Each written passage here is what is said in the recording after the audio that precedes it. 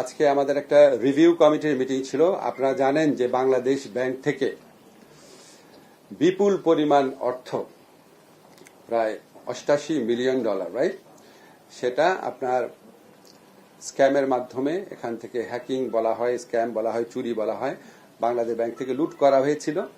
আপনার সেই ব্যাপারে অনেক তদন্ত কমিটি হয়েছে, অনেক বিচার কার্য শুরু হয়েছে বিদেশে।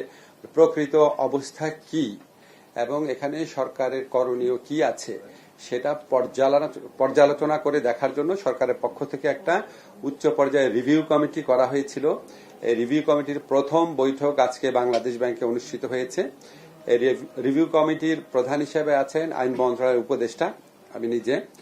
এখানে সদস্য যারা ছিলেন তারা সবাই আজকে মিটিংয়ে উপস্থিত ছিলেন। এখানে আমাদের ফয়জুল কবির ভাই উপস্থিত ছিলেন, আমাদের যে জ্বালানি উপদেষ্টা। আমাদের বাংলাদেশ ব্যাংকের যে গভর্নর আছেন আহসান মনসুর ভাই, উনি উপস্থিত ছিলেন। আমাদের তথ্য প্রযুক্তি মন্ত্রণালয়ের বিশেষ সহকারী, আমাদের প্রধান উপদেষ্টা বিশেষ সহকারী ফয়েজ আহমেদ তৈয়ব, উনি উপস্থিত ছিলেন। এছাড়া আমাদের যে আরো দুইজন বেসরকারি সদস্য আছেন, আলী আশফাক সাহেব এবং নজরুল হুদা সাহেব, ওনারা ব্যাংকার, ওনারা উপস্থিত ছিলেন। আজকে পূর্ণ কমিটির মিটিং হয়েছে। মিটিং এর মধ্যে দিয়ে আমরা কয়েকটা সিদ্ধান্ত নিয়েছি। সিদ্ধান্ত নেওয়ার আগে আপনাদের শুধু একটু প্রেক্ষিতটা বলে নেই, এটা আমার ব্যক্তিগত মন্তব্য। সেটা হচ্ছে এই বাংলাদেশ ব্যাংকে কিন্তু আসলে $2 বিলিয়ন এখান থেকে চুরি করার, লুট করার প্ল্যান ছিল। এটা আপনার শেষ পর্যন্ত করা গেছে $88 মিলিয়ন। তার মধ্যে $66 মিলিয়ন আমরা এখনো উদ্ধার করতে পারি নাই, বাকিটা উদ্ধার হয়েছে। এবং আমার কাছে মনে হয়েছে, আমি যতটুকু তদন্ত কমিটি, রিভিউ কমিটির প্রধান হিসেবে যতটুকু পড়েছি, এটা আসলে পুরো বাংলাদেশকে লুট করার একটা প্ল্যান ছিল। আপনি চিন্তা করেন, $2 বিলিয়ন যদি বাংলাদেশ ব্যাংক থেকে চলে যেত, আজকে আমরা বোধহয় দুর্ভিক্ষ বা প্রায় দুর্ভিক্ষ অবস্থায় পড়তাম। যাই হোক, এটা একটা অত্যন্ত গুরুতর এবং জঘন্য একটা ফিনান্সিয়াল ক্রাইম এবং বাংলাদেশ বিরোধী অনেক বড় ষড়যন্ত্র। কিন্তু এটার তদন্ত করতে গিয়ে তৎকালীন সরকারের আমলে সীমাহীন গাফলতি করা হয়েছে।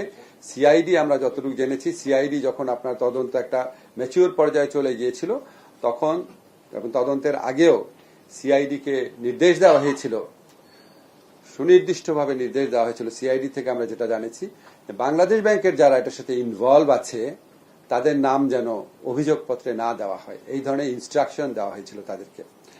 এবং আমরা এই বিষয়টা অবহিত হয়েছি, আজকে ওদের কাছ থেকে বক্তব্যটা শুনেছি। তারপরে আমরা ফরাসুদ্দিন সাহেবের যে একটা রিপোর্ট ছিল, একটা ভালো রিপোর্ট ছিল, সেই রিপোর্টের পর্যালোচনাটা শুনেছি এবং আমাদের কিছু কিছু সিদ্ধান্ত নিয়েছি। প্রক্রিয়াটা বলছি না, আপনাদের শুধু সিদ্ধান্তগুলো বলি। একটা আমরা সিদ্ধান্ত নিয়েছি যে বাকি টাকা উদ্ধারের জন্য আমাদের যে স্টেপগুলো নেওয়া হচ্ছে সেখানে গতিশীলতা আনার জন্য আমরা কাজ করব। আর হচ্ছে এই জিনিসটা যে বাংলাদেশ এন্ড থেকে যারা এই অপরাধের সাথে জড়িত ছিল তাদেরকে বিচারের সম্মুখীন করার জন্য সিআইডির যে তদন্ত হয়েছে সেই তদন্তটা বিষয়ে পরবর্তী করণীয় আমরা ঠিক করব। এটা আমি এখন আপনাদের ডিসক্লোজ করছি না। তারপর হচ্ছে এই ধরনের অপরাধের পুনরাবৃত্তি রোধে আসলে কি বাংলাদেশ ব্যাংক পর্যাপ্ত ব্যবস্থা নিয়েছে, এটা নিয়ে অনেক প্রশ্ন রয়েছে। আমরা বাংলাদেশ ব্যাংকের কাছে জানতে চেয়েছি যে এটা পর্যাপ্ত ব্যবস্থা নিয়েছে নাকি। এবং আপনারা জানেন আমাদের এখানে অত্যন্ত অভিজ্ঞ একজন তথ্য প্রযুক্তি এক্সপার্ট আছেন, আমাদের প্রধান উপদেষ্টার যে তথ্য প্রযুক্তি বিষয়ক যে বিশেষ সহকারী ফয়েজ আহমেদ তৈয়ব, উনি এটা স্পেসিফিক্যালি এটা ডিল করে দেখবেন। উনি আমাদের এই রিভিউ কমিটির সদস্য সচিব হিসাবে উনাকে আজকে আমরা মনোনীত করেছি। থার্ড হচ্ছে আমরা আরেকটা জিনিস সিদ্ধান্ত নিয়েছি যে সিআইডি রিপোর্টে প্রাথমিকভাবে যাদের নাম এসেছে, প্রাথমিকভাবে ফরাসুদ্দিন সাহেবের রিপোর্টে যাদের নাম এসেছে তাদের ব্যাপারে আসলে বাংলাদেশ ব্যাংক কি ব্যবস্থা নিয়েছে সেটা আমরা জানতে চেয়েছি এবং ব্যবস্থা কি নিতে হবে সেটা বলেছি। সেটা আপনাদের এখানে আমি ডিসক্লোজ করতে চাচ্ছি না।